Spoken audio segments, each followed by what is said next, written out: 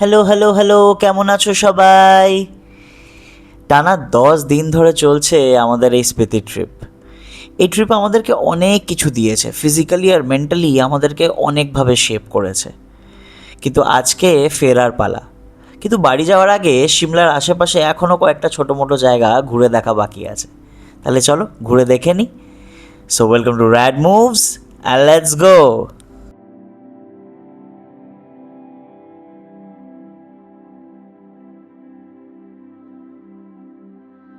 Good morning. আমরা এখন যাচ্ছি ব্রেকফাস্ট করতে উপরে, ওই সেম জায়গায় কালকে যেখানে খেয়েছিলাম। কালকে রাত্রিবেলা প্যাকিং করতে করতে যে কতবার ঘুম পেয়ে যাচ্ছিল, ও তো বিছানায় বসে বসে মাল্টিপল টাইমস ঘুমিয়ে পড়ছিল। আমাদের বেরোনোর কথা ছিল 9:30, এখন বাজতে আছে 10:20। এখন খাবো দাবো তারপরে বেরোবো। ঠিক আছে, আজকে কোনো তাড়া নেই। আমরা নিয়েছি বার্গার, চিকেন প্যাটিস, আর আমিও বার্গার। কেমন খেতে? আমরা নিয়ে নিয়েছি ডেজার্ট, পাইনঅ্যাপেল পেস্ট্রি, ডোনাট আর সুইস রোল। ও আর কিছুতেই ওয়েট করতে পারছে না, শুরু করে দিচ্ছে। চোখের সামনে এত সুস্বাদু খাবার থাকলে কার তর্স হয়। খুব টেস্টি খেতে ছিল এই সুইস রোলটা। কিন্তু আজকের বেস্ট ডেজার্ট হচ্ছে এই ডোনাটটা। যেমন টেস্টি ভেতরের ক্রিম ফিলিংটা, তেমনই হচ্ছে বাইরের চকলেট ব্রিডিংটা। ওফ! কিন্তু আমার যেহেতু পাইনঅ্যাপল ফেভারিট ফ্রুট, তাই আমার এই পাইনঅ্যাপল পেস্ট্রিটার প্রতি একটু তো বায়াস হবেই। না না, প্রত্যেকটা আইটেম সুইট অ্যান্ড সেভারি, খুব ভালো খেতে কৃষ্ণা বেকারির। Please do visit here. Jagmohan স্যারজি কল করে বললো যে ছোটা শিমলা অনেক জ্যাম লেগে আছে, উনি বাড়ি থেকে যে আসবেন এদিকে, তো ওনার একটু টাইম লাগবে। তো আমরা এখন এসেছি সিমলার প্রপার বাজার দেখতে। রং দেখেই তো সব কিছু কিনে ফেলতে ইচ্ছা করছে। আর কত বড় বাজার! চলো একটু ভেতরে ঢুকে দেখি। এত ফ্রেশ বাজার আমি কখনো দেখিনি, কোনো গ্রামেও দেখিনি, শহরে তো দূরের কথা। কত বাজার দেখে মনে হচ্ছে সব কত কিনে কত নিয়ে কালারফুল না? হ্যাঁ, দেখে মনে হচ্ছে সব কিনে নিয়ে চলে যায়। এত কিছু খেলাম, একটু চাটও তো খাওয়ার দরকার, তাই শর্মা চাট শপে এসেছি। আমি এখন ভেতরে গিয়ে একটা আলু টিক্কি চাট আর একটা সামোসা চাট খাবো। এসে গেছে আমাদের টিক্কি চাট আর সামোসা চাট। দুটোই দেখতে কিন্তু হেভি টেস্টি লাগছে। চলো তাড়াতাড়ি খেয়ে দেখি কিরকম। চিয়ার্স। যা গন্ধ আসছে না, ওফ! কি খেতে কি খেতে, দুর্দান্ত। সিমলার সব খাবার খুব ভালো সত্যি। এতটা সামোসা চাট, এতটা টিক্কি চাট, দুটো মিলিয়ে কত টাকা দিলাম? 100 টাকা। এতটাই খেয়েছি যে মনে হচ্ছে লাঞ্চ করে নিয়েছি। সিমলা সব মাস্ত খাবার খাও। আর কি, তাহলে এবারের মতন সিমলাকে বিদায় জানানোর পালা। হোটেল থেকে চেক আউট করে লাগেজগুলো নিয়ে নিচে চলে গেলাম। কিছুক্ষণ ওয়েট করতেই জগমোহনজি চলে এসেছিল। তারপরে গাড়িতে উঠে পড়লাম। জগমোহনজির সাথে অনেক কথা বললাম, উনি বাড়িতে গেছিলেন, ওনার বাড়ির লোকেদের ব্যাপারে জানতে চাইলাম। আজকে আসলে সিমলার আর দুটো স্পট বাকি আছে, সেইগুলোই আমরা দেখব। আমাদেরকে সবার আগে সার্জি নিয়ে চলে গেল কুফরিতে। আমরা কুফরি এসে গেছি, ওই আমাদের সাওয়ারি আসছে। এই ট্রিপে আমরা এত কিছু করেছি, খালি এটাই বাকি ছিল মনে হয়। রচিত আমাকে অনেক দিন আগে বলেছিল যে ওর হর্স রাইডিং করার খুব ইচ্ছা। চলো সেই ইচ্ছাটাও আজকে একটু হলেও পূর্ণ হবে। ঘোড়ার পিঠে চড়ে গেছি, এবার আস্তে আস্তে আমরা কুফরির গেট দিয়ে ভেতরে ঢুকবো। পুরো পাথরের রাস্তা, আর ঘোড়ার পায়ের খুরের যে আওয়াজটা হচ্ছে না, সেটা শুনেই এক্সাইটিং লাগছে। বসার পর থেকেই কনস্ট্যান্টলি টিসিং টসিং হচ্ছে, খালি মনে হচ্ছে পড়ে যাব না তো। কিন্তু আমাদেরকে যে ঘোড়াগুলো দিয়েছিল খুব ভালো ছিল, আমাদেরকে খুব ভালো করে নিয়ে গেছে ওরা। কেমন? কালুকে পছন্দ হয়েছে? ঠিক আছে। ভাই, আমার ঘোড়ার নাম টারজান ভাই, টারজান। অপাদির ঘোড়ার নাম টারজান, আমার ঘোড়া নীলু, আর রচিতার ঘোড়ার নাম তো শুনলেই, কালু। আমরা দুজন খুব এনজয় করেছি ঘোড়ার পিঠে চড়ে। ওকে এত আনন্দে, এত হাসতে দেখে আমার মনটা জাস্ট ভরে যাচ্ছিল। কিছুটা পথ যাওয়ার পরে আমি আমার বডিটাকে জাস্ট ছেড়ে দিয়েছিলাম। এত জার্কিং হচ্ছিল, এত সুন্দর হাওয়া চলছিল, এত ঠান্ডা লাগছিল, ন্যাচারালি বডি ম্যাসাজ হচ্ছিল, নিজে থেকেই রিল্যাক্স হয়ে যাচ্ছিলাম আমি। আমাদের ঘোড়াগুলো মাঝখানে আবার রেসও করছিল। খুব ভালো খুব ভালো, তিনটে ঘোড়াই খুব ভালো ছিল। অনেকটা পথ গেছি আমরা, অনেকক্ষণ ধরে পাহাড় চড়েছি, আর যা সব সুন্দর সিনিক বিউটি দেখেছি না, ওফ! যেরম সুন্দর গাছপালা সেরম সুন্দর দূরের পাহাড়। এই ঘোড়াগুলো মানে কি করে চড়ে যাচ্ছে এই পাহাড়গুলো, ওফ! তারপরে ওরা গিয়ে আমাদেরকে ওদের স্ট্যান্ডে নামিয়ে দিল। আমাদের টিকিটে যেসব স্পেসিফিক পয়েন্টস আছে সেইগুলো এবার আমরা ভেতরে ঢুকে দেখব। চলো তাহলে ভেতরে যাই, দেখি কি আছে। ওই যে দূরে দেখতে পাচ্ছ সাদা পাহাড়, যেগুলোর এখানে টেলিস্কোপ দিয়ে ভিউ করাচ্ছে 300 টাকা পার পারসন। সেই সাদা পাহাড়গুলোর ওপর ছিলাম আমরা, লিটারালি ওইখান থেকে চলে এলাম। জীবনে শান্তি পছন্দ না আমাদের, আমরা এই করেছি, এই গাড়ির পেছনে চড়েছি।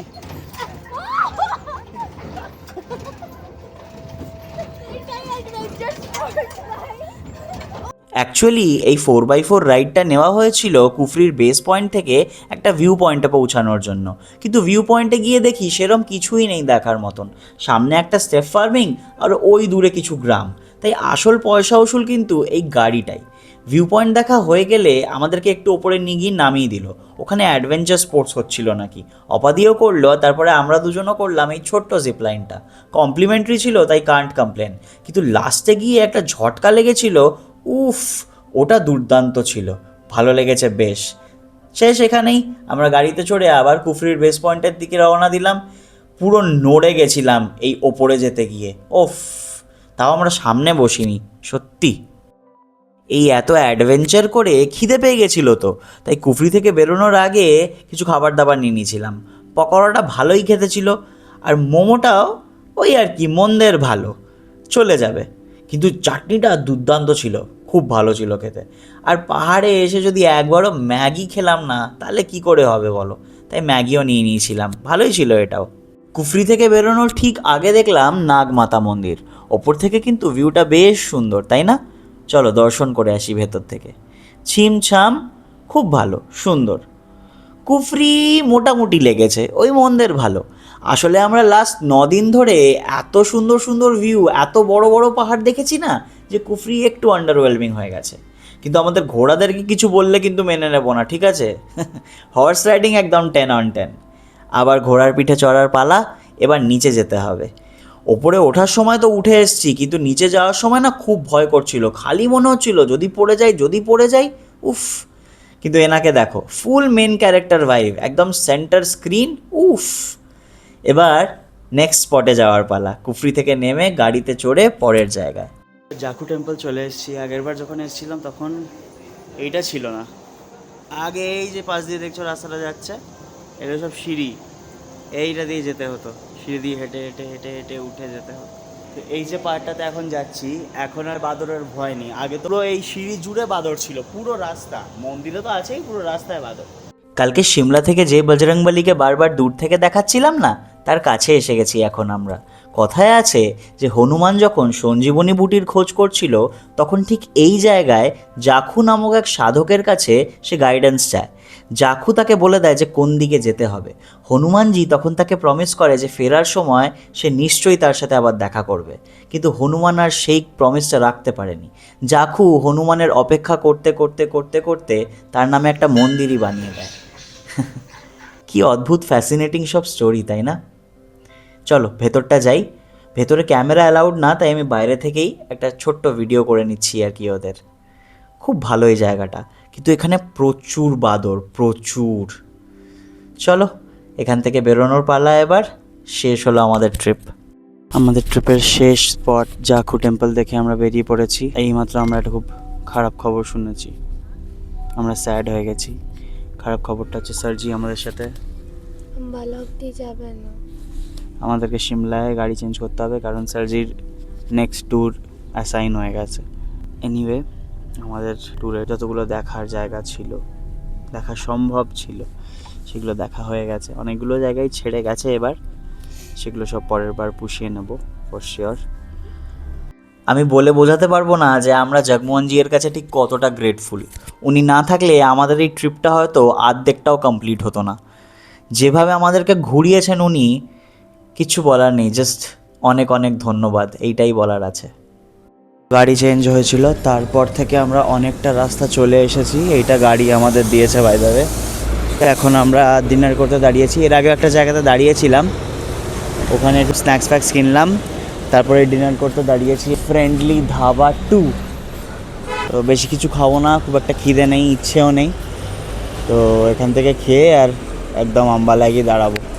আমরা আম্বালা স্টেশন পৌঁছেছি প্রায় অনেকক্ষণই হলো। আর আমরা আছি একটা ঘরে, সেই ঘরটা এরকম দেখতে।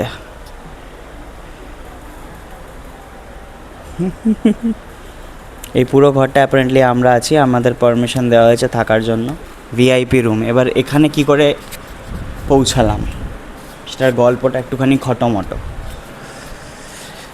আমরা আগে থেকেই ভেবে রেখেছিলাম যে আমরা রিটায়ারিং রুম নেব একটা। তো সেরকমই এসে এখানে জানার চেষ্টা করলাম কী করে নেয়। তো তারপর জানতে পারলাম অনলাইন বুকিং করতে হয়, সেই অনলাইন বুকিং করলাম। এবার অনলাইন বুকিং যখন করতে যাচ্ছি, আমাকে আমি যে ডেটই দিই না কেন, check in date 13, check out date 14, check in date 14, check out date 14, সব কিছু দিচ্ছি আমাকে বারবার। সকাল 8টা থেকে রাত্রি 8টার ওই এটা দিচ্ছে আমাকে, মানে স্লটটা। তো এবার আমি ওই একজনকে জিজ্ঞাসা করব বলে, এই কি টিকিট চেকার না কি নাম পোস্ট হয় 10 নম্বর আম্বালা ক্যান্টে 10 নম্বর কাউন্টারে বসে। তো সেখানে এলাম, তো সে নেই। দু তিন মিনিট ওয়েট করলাম, সে আসছে না দেখে। তো আমি আবার করতে লাগলাম, তোমার বুক করতে শুরু করলাম। তো ওই যে এসি ওয়েটিং রুমে যে ভদ্রলোক বসেছিলেন, সে বললেন যে ঠিক আছে করে দাও, এই স্লটই করে দাও, চাবি দিয়ে দেবে। তো আমি বুকিং করে দিলাম। তো যখন আমি বুকিংটা করে দিলাম, তখন যখন আমি আবার এই 10 নম্বর কাউন্টারে এলাম, তখনও দেখলাম নেই। তারপরে আমি সুপারিনটেন্ডেন্টের ঘরে গেলাম। ওখানে গিয়ে বললাম যে স্যার এরকম ব্যাপার, আমি বুক করেছি কিন্তু আমার চাবিটা চাই। তো তাকে ডাক দিল, তার কাছে গেলাম, তখন সে দেখে বললো আপনার তো স্লট এইটা, আপনাকে আমি দিতে পারবো না। তো আমি বললাম যে স্যার আমি অনেক ধরন দিয়ে চেষ্টা করেছি, কিন্তু কোনোভাবেই হচ্ছিল না, এই স্লটটাই বারবার আমাকে দিচ্ছিল। তো কী করবো? তখন সে একদম আমাকে স্ট্রেট বলে দেয় যে না না না, এটা তো অনলাইন ব্যাপার, আমি কোনোভাবেই কিছু করতে পারবো না, আপনি যা বুক করেছেন সেটাই হবে, আমি চেঞ্জ করতে পারবো না, আপনি গিয়ে স্টেশন মাস্টারের সাথে কথা বলুন। তো আমি গেলাম স্টেশন মাস্টারের সাথে কথা বলতে। তো সেই স্টেশন মাস্টারও সেম কথা বললো, এটা অনলাইন হবে না। তখন আমি বললাম যে আপনি মানে আমার ট্রেন, বলছে আপনি দেখেননি স্লট টাইমটা। তখন আমি বললাম যে আমার ট্রেন, আমি পিএনআর নাম্বার দিয়েছি, রাইট? পিএনআর নাম্বারে আমার ট্রেনের টাইম দেওয়া হচ্ছে 5:30, 5:17। তো আমাকে কেন দিচ্ছে? যদি অ্যাভেলেবেল না থাকে তাহলে আমাকে বলে দিক যে অ্যাভেলেবেল নেই, 5:30টার আগে অ্যাভেলেবেল নেই, 8টা থেকে অ্যাভেলেবেল। আমাকে কেন দিচ্ছে ওই স্লটটার ঘর? টাকা নেওয়ার জন্য সব রকম প্যাতরা করে রেখেছে, যে টাকাটা আমার থেকে নিয়ে নিল প্রথমেই, ঠিক আছে, এবার বলছে যে ঘর দেওয়া যাবে না 8টার আগে। তা কী করে হয়?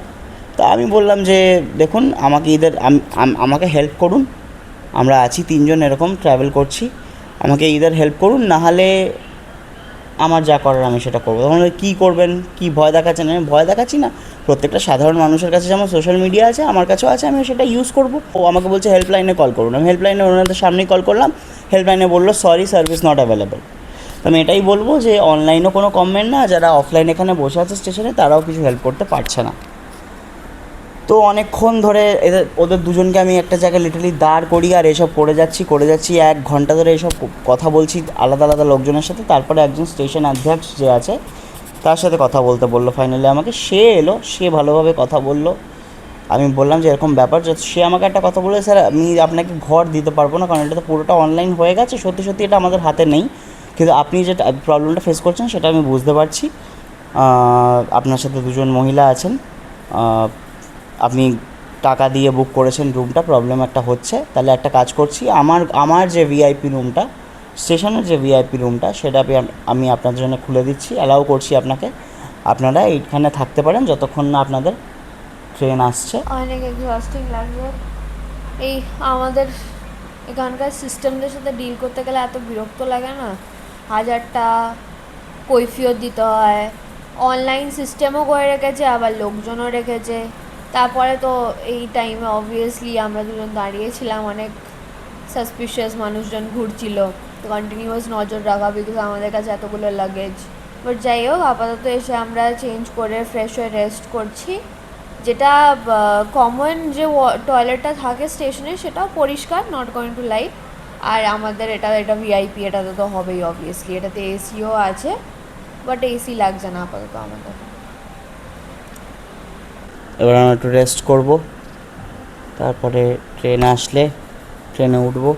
4:35 বাজে আর এখন আমরা যাব প্ল্যাটফর্ম নাম্বার 2-এ, কারণ ওখানে দিয়েছে ট্রেন।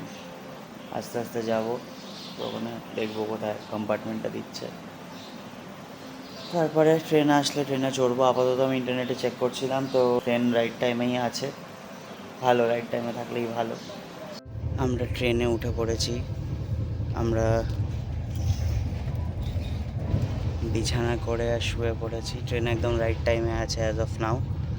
জানি না কীরকম কী হবে, কালকে সারাটা দিন ট্রেনে, পরশু দিন সকালবেলা গিয়ে পৌঁছানো। কালকে সকালে উঠে একবারে ডাইরেক্টলি কথা বলবো। So good night.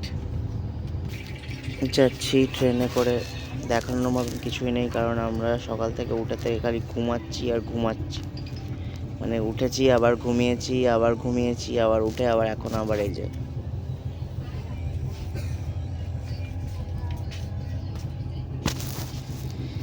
ট্রেন আমাদের সঠিক টাইমেই আছে, লখনৌ ঢুকছে। এখন মনে হয় আধ ঘন্টা একটু লেট চলছে, কিন্তু ঠিক আছে, সঠিক টাইমেই আছে। কেউ লাইট জ্বালায়নি, এখন সন্ধ্যে 6টা বাজতে যাচ্ছে। আমরা খাচ্ছি সামোসা। এর আগে আমরা খেয়েছি হচ্ছে টমেটো স্যুপ। তো এখনো ঘুমাচ্ছে, ওকে ডাকা হয়েছে, ও ওঠেনি। যাই যাচ্ছে একবার করে দেখে নিচ্ছে কি যাচ্ছে। আমরা ফুল ট্রাভেলার মোড হয়ে গেছে আমাদের। আমাদের কাছে কিন্তু অনেক খাবার আছে। ট্রেনের খাবার কিনতে ওই মজাটা আলাদা। যেটা খাই, ছোলাটা গেলে ওটা খাবো, তারপরে ব্রাউনি খাবো। এটা খাই।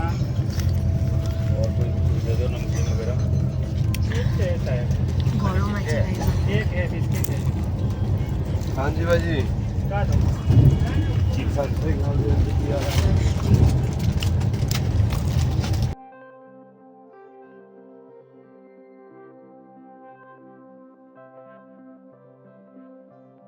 আমি একদম ফোনের কাছে এসে বলি, কারণ মাইক নেই, এখন এটা মাইক ছাড়াই বলতে হবে কথাটা। আর অনেক সেন্সিটিভ জিনিসপত্র হচ্ছে আসলে। হ্যাঁ, তো আমাদের ট্রেনটা মুঘলসরাইতে দাঁড়ানোর পরে অনেক পুলিশরা এসে প্রত্যেকটা কোচে আর কি সার্চ করছে লাগেজ ফগেজ, ঠিক আছে। আর এক্ষুনি আমি দুজনকে যেতে দেখলাম, একজনের ছবি হাতে, মানে ফোনের কারোর একটা ছবি খোলার জন্য। তো বেশ থ্রিলিং ব্যাপার স্যাপার হচ্ছে। এবার আমি জানি না সেগুলো কী কারণে হচ্ছে। বেশ ভালোই কমোশন হচ্ছে। একে তো বারাণসীতে আনওয়ান্টেড লোকজন উঠে পড়েছে ট্রেনে, তারা নাকি পাটনায় নামবে মনে হয়। আমাদের লাগেজগুলো সেফ থাকলেই হলো, ব্যাস। তাই জন্যই আমরা এতক্ষণ জেগে আছি, নাহলে আমরা ঘুমিয়েই পড়তাম। আই গেস পাটনা অব্দি একটু কনসিয়াস থাকতে হবে আমাদেরকে। এই মাত্র একটা ছেলেকে আমাদের টিটি সাহেব মারতে মারতে বাইরে নিয়ে গেল, ঠিক আছে। তারপরে ওই ছেলেটাই 4জন পুলিশ অফিসারকে ওইদিকে নিয়ে গেল। কিছু একটা হচ্ছে। কিছুক্ষণ আগে পুলিশ অফিসাররা এসে আমাদের ব্যাগ ফ্যাগ টেনে বাইরে টেনে দেখছিল, আমাদেরকে জিজ্ঞাসা করছিল ব্যাগ আপকায়, এ ব্যাগ আপকায়। তুমি কি টেনশন করছো? না, কি বলার আছে তোমার? আমি জানতে চাই কি হচ্ছে, কিন্তু সেটা জানতে তো আমিও চাই। জানার কোনো উপায় নেই। আর এত ঘুমিয়ে ফেলেছি যে ঘুমটাও আসছে না। কি জীবন, একদমই ভালো লাগছে না। চলো চিৎকুল যাই। এ ভাই এক কথা বলে যাচ্ছে সেই সকাল থেকে, সকাল না কাল থেকে বলছে। দেখ গে, ঠিক আছে, যখন ঘুমাত। এখন যদি আমাকে কেউ জিজ্ঞাসা করতো যে আমার ফেভারিট লোকেশন কোনটা, আমি বলে দিতাম চিৎকুল। ওরা বুঝে গেছে ব্যাপারটা। না বুঝলে আমি বলে দিচ্ছি। জীবন গাড়ি নাই রে ব্যাগিয়া, জীবন গাড়ি নাই রে ব্যাগিয়া রে মন আমার, জীবন গাড়ি নাই রে ব্যাগিয়া।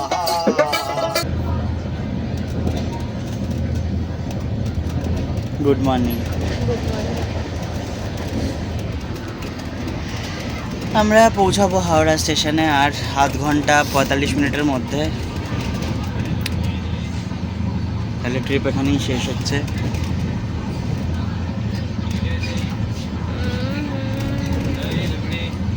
কিছু করার নেই, আবার পরের ট্রিপের প্ল্যানিং শুরু করতে হবে।